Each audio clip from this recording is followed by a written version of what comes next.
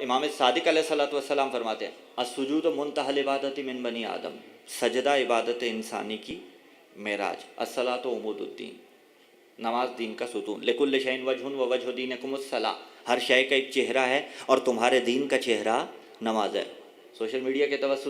توسل سے بات ہماری بہت دور تلک جائے گی، تو میں پھر جوانوں کو ایک پیغام تو دیتا جاؤں کہ دیکھیے ہر شے کا ایک چہرہ اور تمہارے دین کا چہرہ نماز، چہرہ خداوند متعال نے دیا، اس کے بعد بھی کوئی ممانعت نہیں ہے کہ انسان اپنے چہرے کی بناوٹ نہ کرے،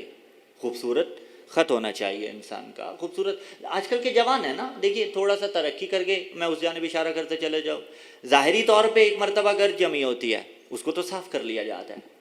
لیکن عام طور پہ ڈسٹ کے چھوٹے چھوٹے پارٹیکلز نظر نہیں آتے، جب وہ زیادہ اسکن کے اندر چلے جائیں تو پھر یہ سیلون کا رخ کرتے ہیں، وہاں جا کے کوئی ٹریٹمنٹ کروائیں گے، ٹھیک ہے، کوئی ڈرماکوز وغیرہ کروائیں گے، کوئی فیشل وغیرہ کروائیں گے، جی ٹھیک ہے، شریعت نے آپ کو اجازت دی ہے، آپ کرنا چاہیں تو کر سکتے ہیں۔ اتنی فکر اپنے چہرے کی کہ اگر نظر نہ آنے والے ذرات جمے ہوں